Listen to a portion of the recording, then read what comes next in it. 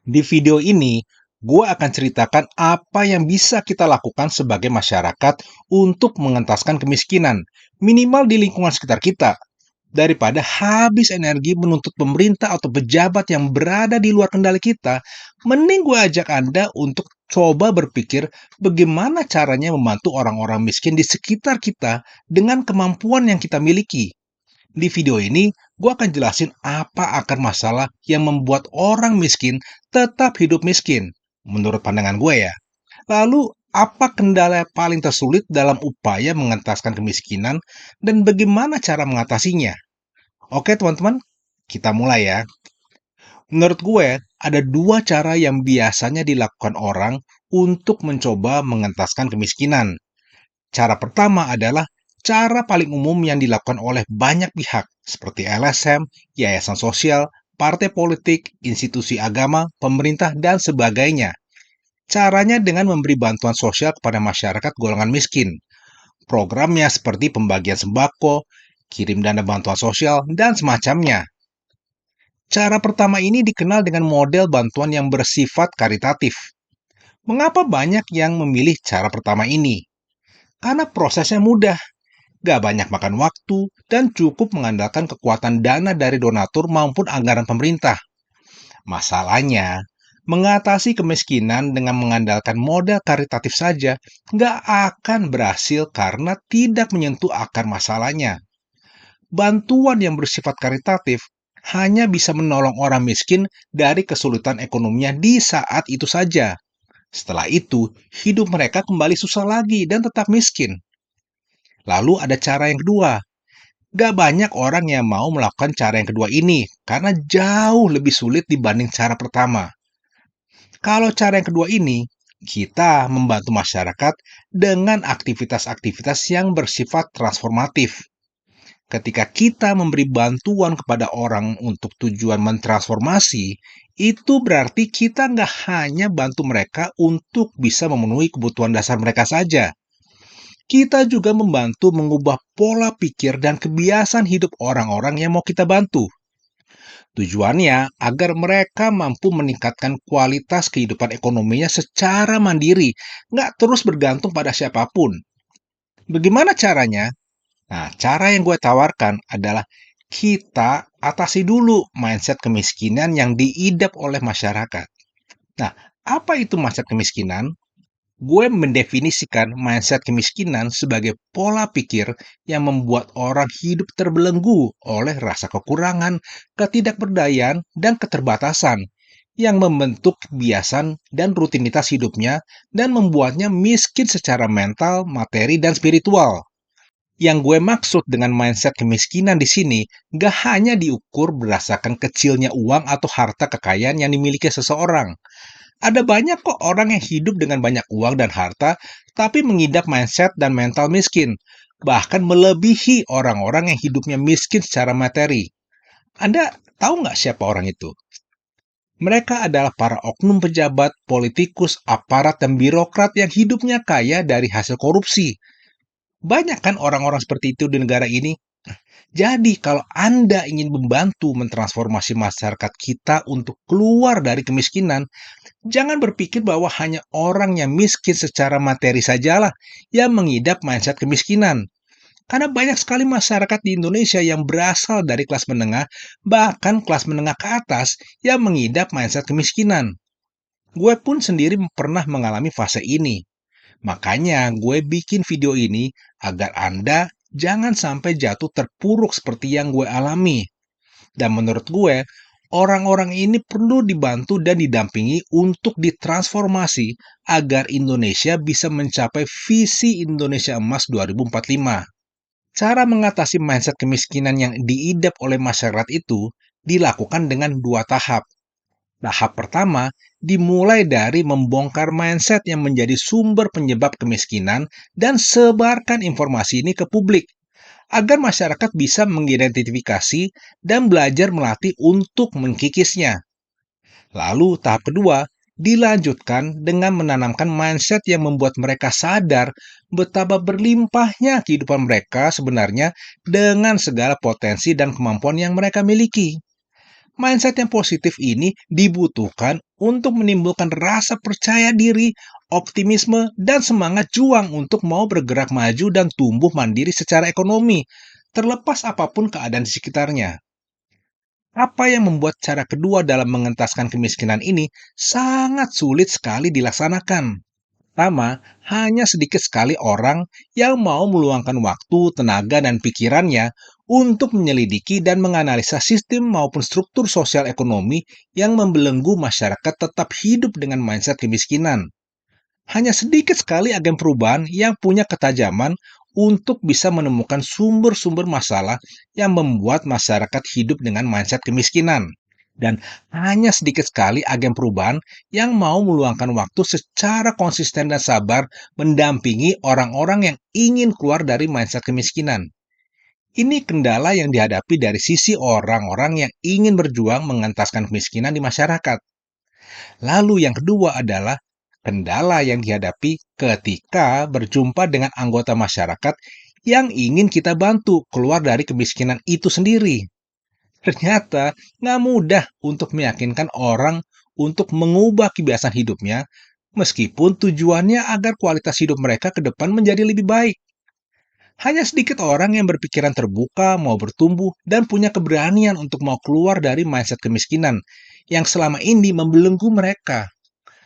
Sebaliknya, jauh lebih banyak anggota masyarakat yang justru memilih untuk tetap hidup dengan mindset kemiskinan karena sudah merasa nyaman di situ. Meskipun ketika ditanya apakah mereka pengen punya rumah yang lebih bagus, pendapatan yang lebih besar, anaknya bisa diterima di sekolah yang bagus, pasti mereka semua akan menjawab pengen punya itu semua. Lalu, apa yang membuat orang-orang miskin ini nggak mau berubah? Bahkan ada orang yang pada awalnya masih semangat belajar ingin mengubah hidupnya, tetapi di tengah waktu memilih untuk menyerah dan kembali ke kebiasaan yang lama. Jawabannya adalah karena seseorang tidak akan pernah bisa berperilaku konsisten mengikuti sesuatu yang tidak sesuai dengan apa yang sudah terprogram di dalam pikirannya. Artinya, Anda nggak akan pernah bisa berperilaku konsisten mengikuti sesuatu yang tidak sesuai dengan apa yang sudah terprogram di dalam pikiran Anda. Inilah jawabannya. Karena seluruh perilaku yang telah membentuk kebiasaan Anda itu beroperasi mengikuti apa yang sudah terprogram di pikiran bawah sadar Anda, bukan yang ada di pikiran sadar Anda.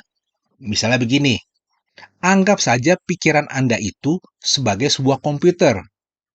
Komputer Anda dipengaruhi oleh dua hal, pikiran sadar dan pikiran bawah sadar. Kemudian komputer Anda punya sebuah operating system. Operating system adalah software utama yang menentukan mana software-software dari luar yang bisa beroperasi dan mana yang nggak bisa beroperasi jika diinstal ke dalam komputer Anda. Operating system adalah pikiran bawah sadar Anda. Dialah yang menjalankan komputer atau pikiran Anda. Problem dengan komputer atau pikiran Anda itu adalah bukan Anda yang memilih jenis operating system yang beroperasi di pikiran Anda. Justru lingkungan di sekitar Anda lah yang memilih dan memasang jenis operating system macam apa yang beroperasi di pikiran Anda. Dan proses ini terjadi dari sejak Anda lahir sampai dewasa. Mayoritas kita ini kan dipengaruhi dan dibentuk oleh lingkungan terdekat kita, seperti orang tua kita, sekolah, teman kita, lingkungan kantor, ajaran agama, buku yang kita baca, film yang kita tonton, bahkan propaganda politik. Semua komponen inilah yang membentuk jenis operating system macam apa yang beroperasi dalam pikiran Anda dan membentuk pikiran bawah sadar Anda. Dan menurut gue, semua kondisi yang kita alami di sekitar kita ini, persisnya di negara kita, tanpa kita sadari sebenarnya telah memprogram kita untuk menerima jenis operating system yang membuat hidup kita terbelenggu dalam kemiskinan. Apa buktinya? Menurut data yang dirilis oleh World Bank, jumlah penduduk miskin di Indonesia di tahun 2024 itu mencapai 172 juta orang atau sekitar 60,3% dari total penduduk Indonesia. Kriteria penduduk miskin menurut World Bank adalah orang-orang yang pengeluarannya per hari itu maksimal sebesar 115 ribuan atau sekitar 3,5 juta per bulan. Sementara menurut data Survei Sosial Ekonomi Nasional yang dirilis oleh Badan Pusat Statistik di tahun 2024, jumlah penduduk kelas atas di Indonesia itu hanya ada 1.070.000 orang. Kriteria penduduk kelas atas menurut BPS adalah orang-orang yang tingkat pengeluarannya itu minimal 10 juta per bulan. Ini artinya jumlah orang kaya di Indonesia nggak sampai 0,5% dari total penduduk Indonesia. Bahkan, BPS pernah merilis data bahwa jumlah penduduk yang masuk golongan kelas menengah turun drastis dari 53,33 juta orang di tahun 2019 menjadi 47,85 juta orang di tahun 2024. Data-data ini menandakan bahwa banyak masyarakat kita yang masih hidup dengan menggunakan operating system yang miskin dalam pikirannya. Lalu, apa dampaknya ke Anda jika Anda masih hidup menggunakan operating system yang melanggengkan kemiskinan? Dampaknya begini, kalau Anda coba menginstal sebuah program yang mengajarkan Anda untuk hidup miskin ke dalam komputer yang operating systemnya melanggengkan kemiskinan, maka program tersebut akan mudah terinstall dan bisa jalan di komputer tersebut. Oke ya. Akan tetapi jika Anda mencoba menginstal sebuah program yang bisa membuat Anda hidup sukses dan kaya ke dalam komputer yang operating sistemnya memelihara mindset kemiskinan, maka tulisan yang akan muncul di layar komputer Anda adalah pesan error. Mengapa bisa begitu? Karena program untuk hidup kaya dan berlimpah itu nggak bisa dibaca atau nggak dikenal oleh operating system di komputer Anda. Inilah alasan mengapa sangat sulit sekali mengajak orang keluar dari jurang kemiskinan. Karena meskipun niat kita baik ingin membebaskan mereka dari sistem dan struktur yang memiskinkan mereka, tapi pikiran bawah sadar mereka belum bisa menerima fakta-fakta dan kebenaran yang telah kita sampaikan kepada mereka.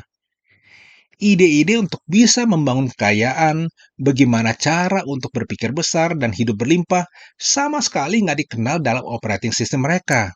Semua fakta dan kebenaran yang kita sampaikan itu masih terasa asing di telinga mereka, sehingga reaksi pertama mereka adalah menolak dulu semua kebenaran yang kita sampaikan, meskipun tujuannya untuk membantu mereka keluar dari mindset kemiskinan. Semua fakta dan kebenaran yang kita sampaikan justru malah membuat orang-orang yang coba kita bantu itu menjadi nggak nyaman dengan kita. Karena semua yang kita sampaikan nggak nyambung dengan paradigma yang mereka yakini. Inilah mengapa memberi bantuan kepada orang dengan cara yang bersifat transformatif sangat sulit sekali dan sering menimbulkan kesalahpahaman. Karena pada prinsipnya, orang tidak akan pernah bisa berperilaku konsisten mengikuti sesuatu yang tidak sesuai dengan apa yang sudah terprogram di dalam pikiran bawah sadarnya.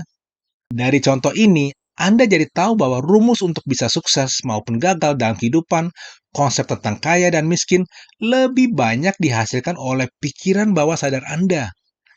Pikiran bawah sadar Anda lah yang mengendalikan pikiran sadar Anda atau logika dari apa yang Anda lihat secara kasat mata. Kehidupan yang ingin Anda capai itu 90% dihasilkan oleh pikiran bawah sadar Anda yang berjalan secara otomatis. Tanpa disadari, banyak sekali orang yang sebenarnya masih terbelenggu dalam mindset kemiskinan. Tapi mereka merasa hidupnya baik-baik saja. Dan orang-orang yang gue maksud di sini bukan hanya orang-orang yang miskin secara materi saja, tapi orang-orang yang secara ekonomi relatif mapan, tapi sudah merasa puas mengandalkan penghasilan hanya dari gaji saja. Mereka merasa bukan golongan yang miskin. Itu mungkin disebabkan karena mereka nggak sadar sama sekali bahwa mereka ini sebenarnya masih melakukan aktivitas, pilihan-pilihan hidup, dan kebiasaan yang dipengaruhi oleh mindset kemiskinan. Tapi karena semua kebiasaan maupun aktivitas yang mereka lakukan dalam hidupnya berjalan otomatis begitu saja, jadi mereka nggak sadar kalau mereka sebenarnya berada dalam belenggu mindset kemiskinan. Mereka nggak bisa melihatnya secara kasat mata ya, karena belum merasakan dampaknya secara finansial, yakni pada saat mereka berhenti menerima gaji.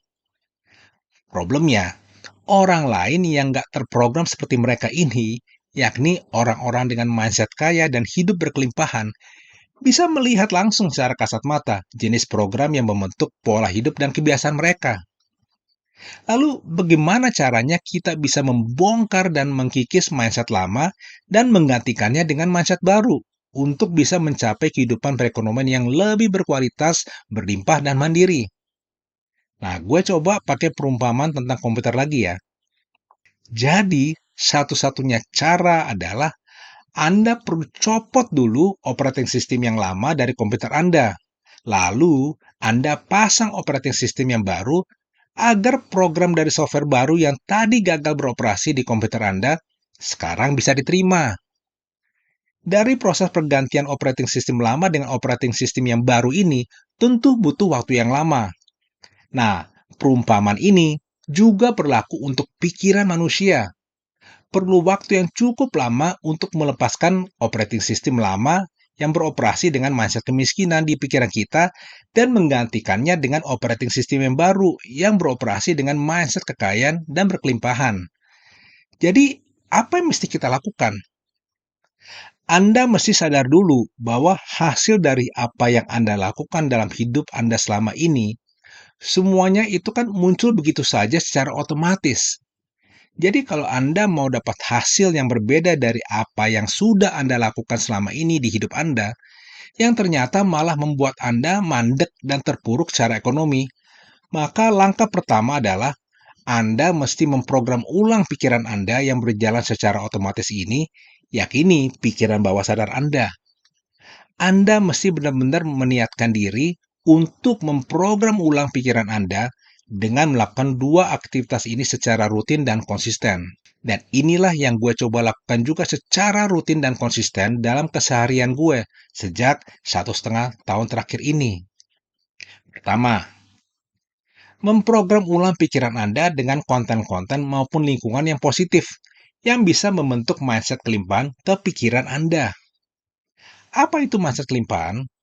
Gue mendefinisikan mindset kelimpahan sebagai pola pikir yang membuat orang hidup dengan rasa bersyukur atas segala potensi, kemampuan, dan peluang yang disediakan Tuhan baginya, yang menimbulkan rasa percaya diri, optimis, dan semangat juang untuk terus maju bertumbuh dari keadaannya sekarang. Dan semua ini tercermin dari kebiasaan dan rutinitas hidupnya.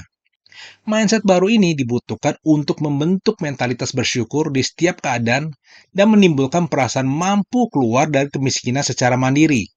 Ini harus Anda lakukan secara rutin dan konsisten, supaya Anda makin terpicu untuk bangkit dari keterpurukan ekonomi yang Anda alami. Mindset baru ini juga akan memacu Anda untuk bisa membangun kekayaan secara mandiri dan punya kesempatan untuk bisa bantu banyak orang melalui kekayaan Anda.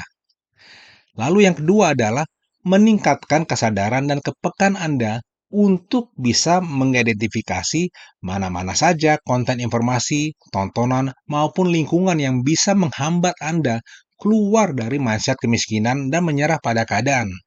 Setelah Anda bisa mengidentifikasinya, Anda buang jauh-jauh isi konten tersebut dari pikiran Anda. Anda mulai jauhi lingkungan yang bisa menghambat Anda keluar dari mindset kemiskinan. Apa saja konten-kontennya? Nah, semua ini gue akan bahas di video berikutnya. Jadi, teman-teman, jangan lupa ya diklik tombol subscribe kanal YouTube gue ini, supaya Anda dapat reminder video-video gue berikutnya. Oke, teman-teman, semoga video gue ini bermanfaat ya. Mari kita bangkit bersama, hidup merdeka, dimulai dari mindset yang merdeka.